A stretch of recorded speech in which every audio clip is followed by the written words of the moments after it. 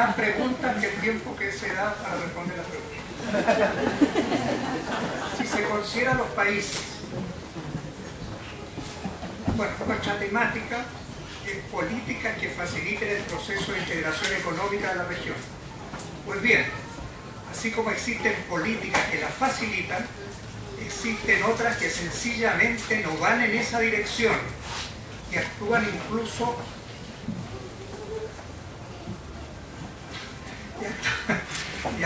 incluso en sentido inverso a avanzar en ese propósito necesario y urgente. Desgraciadamente es el caso de Chile, en donde después de 18 años del término de la dictadura sigue predominando el fundamentalismo neoliberal. Los ministros de Hacienda deben venir desde Estados Unidos, a donde regresan después de cumplir con su periodo. Si se consideran los países con los cuales se han suscrito tratados de libre comercio o diferentes tipos de acuerdos comerciales, considerando sus respectivos productos, la economía chilena es la más abierta a nivel mundial. La política de integración que se ha privilegiado es de acuerdos unilaterales con el mayor número de países posibles, dando preferencia a aquellas economías más poderosas. Este es el camino, a nuestro juicio, inverso a buscar la integración económica en la región, que exige poner en primer lugar este entendimiento para desde allí llegar a acuerdos con otros países y zonas económicas. Chile fue el segundo país latinoamericano en suscribir un tratado de libre comercio con Estados Unidos, después de dejar de lado el propósito de integrarse al Mercosur, y el primero en hacer las negociaciones bilaterales que resultan ser, por múltiples factores, profundamente asimétricas. En el caso de nuestro país, a la apertura comercial irrestricta se suma la más amplia libertad en el movimiento de capitales, puesta como condición por Estados Unidos para suscribir el Tratado de Libre Comercio. Hoy día, la integración latinoamericana, como acontece a nivel global, está enfrentada a un escenario dominado por una crisis cuyo origen es Estados Unidos y exportado al resto del mundo de variadas formas. Hipotecas tóxicas bajo la forma de valores respaldados por activos, sus panegíricos de la desregulación, una de las ideas matrices del consenso de Washington, las aperturas comerciales y movimiento de capitales, y por último su propio deterioro económico. Hasta ahora no existe, pienso, una política económica común de América Latina para enfrentar sus efectos. Frente a la actual crisis mundial, iniciada en Estados Unidos y expandida rápidamente al conjunto de los países industrializados por la globalización existente en el mercado de capitales, se argumentó por las autoridades económicas chilenas, como también sucedió en otros países de la región, de que sus repercusiones en el territorio nacional serían mínimas. El acentuamiento de la crisis financiera de mediados de septiembre, sus impactos en la economía real y su expansión global, alcanzando con fuerza creciente a países emergentes en desarrollo, incluyendo desde luego a Chile, muestra con más claridad que nunca lo absurdo de suponer que existiría inmunidad en algunos de ellos, menos aún en una economía tan abierta como la nuestra, la de nuestro país. Ante una crisis global de la magnitud como la que se está viviendo, el economista jefe del Fondo Monetario Internacional, Oliver Blanchard, en estos días constató que el mundo estará frente a una recesión global el próximo año. Y con efectos ya muy claros en los países emergentes, presentar a Chile u otra economía de la región como una economía blindada o con riesgos acotados nunca tuvo nada que ver con la realidad.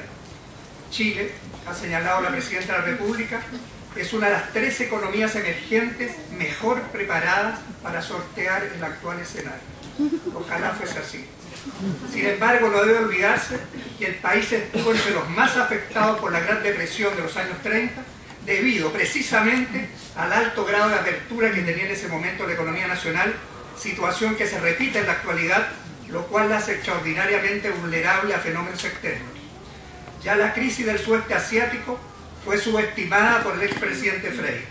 La fuerte caída experimentada por el precio del cobre en relación a su nivel máximo de comienzo de julio, desde entonces ha descendido en más de un 50%, constituye una advertencia a la cual debe prestarse toda su importancia. La declinación en la cotización del cobre, como de otros commodities, se produce por factores externos, en línea con la registrada de la generalidad de estos bienes. Chile, que tiene una presencia porcentual muy alta en la comercialización en los mercados internacionales de metal rojo, no tiene política que incida sobre su precio.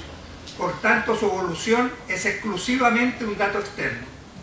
La formulación de la teoría del desacoplamiento de las economías emergentes de la crisis en los países industrializados se vino al suelo, como otras efectuadas anteriormente, señalando repetidamente que lo peor de la crisis financiera ya había pasado, cuando su profundización era evidente, o que Europa estaba en mejores condiciones que Estados Unidos para enfrentarla, en circunstancias que varios países experimentaron antes cifras negativas.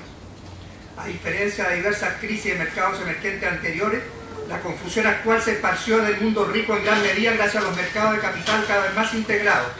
Numerosos países asiáticos y latinoamericanos han visto desplomarse sus monedas, sus mercados bursátiles y sus títulos de deuda. En no pocos países emergentes o en desarrollo se produce la salida de capitales, que en algunos casos poco antes habían llegado profusamente, atraídos por tasas de rentabilidad mayores o considerando equivocadamente que se produciría un desacoplamiento y por tanto presentaría mayor seguridad. No podía ser de otra manera. El mundo vive la peor crisis financiera de su historia, mayor a la registrada durante la Gran Depresión de los años 30. Es una consecuencia de un mercado global de capitales que empezó a crecer fuertemente de la década de los 80 del siglo pasado, cuando Estados Unidos, igual que ahora, debió recurrir a los mercados internacionales para financiar sus déficits fiscales, en un mundo carente absolutamente de regulaciones, factor necesario a tener en cuenta para entender la dimensión de la crisis. Fue este mercado de capitales carente de regulación donde tuvieron lugar intrincados mecanismos de ingeniería financiera tras altas tasas de rentabilidad y con el propósito también de diluir riesgos de activos deteriorados que al derrumbarse generaron colosales pérdidas en bancos y otras instituciones, causando su descapitalización, problema muy presente en el agravamiento de la crisis financiera que se produjo a partir de mediados de septiembre pasado. La dimensión de la crisis financiera igualmente se explica a partir del predominio de lo financiero sobre la economía real que se produce con el hegemonismo neoliberal a partir de comienzo de la década de los 80. Si el neoliberalismo significó un retorno a la hegemonía de las finanzas en los principales países desarrollados y en escala planetaria, no hay que menospreciar la preeminencia estadounidense. Internacionalización del capital y globalización de los mercados no son sinónimos de relaciones equilibradas, en particular en relación con los países menos avanzados. A la inversa, añade, la afirmación del neoliberalismo coincidió con un renovado vigor de la hegemonía de Estados Unidos, en última instancia de las finanzas estadounidenses. A principios de la década de los 80, cuando se produce el viraje en la economía mundial que conduce al predominio del neoliberalismo, el total de activos financieros de distinta naturaleza era más o menos similar al Producto Global. Al iniciarse la crisis, era varias veces superior. En el mismo lapso, los derivados financieros se multiplicaron a un ritmo más fuerte. El deterioro del hegemonismo norteamericano ya se manifiesta durante la crisis, en cuyo curso la carencia de instancias globales capaces de actuar y la evidente falta de liderazgo de la Casa Blanca condujeron a agravar la situación y a una demora aberrante en adoptar decisiones. Finalmente, el paquete de medidas para enfrentar en las semanas recientes las expresiones más agudas de la crisis financiera no provino ni de Estados Unidos ni de la eurozona, los dos actores económicos más poderosos del mundo de hoy, sino de Gran Bretaña. Su plan de rescate es el resultado de una colaboración inusualmente cercana, como consignó The Wall Street Journal, entre el gobierno y sus bancos. Gordon Brown, editorializó Financial Times, llegó a salvar el capitalismo, no a enterrarlo. Ha dado, agregó, pasos agresivos para financiar el sistema financiero y poner la economía real. Tal como aconteció para la Gran Depresión de los años 80, la formulación propia del fundamentalismo neoliberal de que debe dejarse a los mercados que resuelvan los desequilibrios y que mientras menos Estado haya, tanto mejor, se vino nuevamente de forma estrepitosa al suelo. El dramático curso de la crisis actual, iniciada, debe recordarse, en Estados Unidos durante el gobierno de Bush y rápidamente propagada al conjunto de países industrializados, puede, para extenderse actualmente a los más variados países, demuestra el fracaso del recetario neoliberal. Se necesitan otros esquemas de dirección de la economía mundial y nacional. Chile ha sido, después del golpe de Estado, un país en donde ha predominado este recetario fracasado. Una vez más, tal como aconteció al producirse la crisis del sudeste asiático, surge la necesidad de crear, como se habló en esos años, una nueva arquitectura financiera internacional. Ello debe lograrse en un mundo que ha experimentado profundas modificaciones, que ya no es posible resolverlo a la vieja usanza y en que el hegemonismo norteamericano, particularmente en el plano financiero, ha experimentado un deterioro considerable. Yo con esto lo que quiero decir es que los países latinoamericanos, los pueblos latinoamericanos, estamos enfrentados a tareas gigantescas y frente a una situación de una gravedad extrema, y que eso requiere la colaboración y la acción común de nuestros pueblos y nuestros países. Gracias.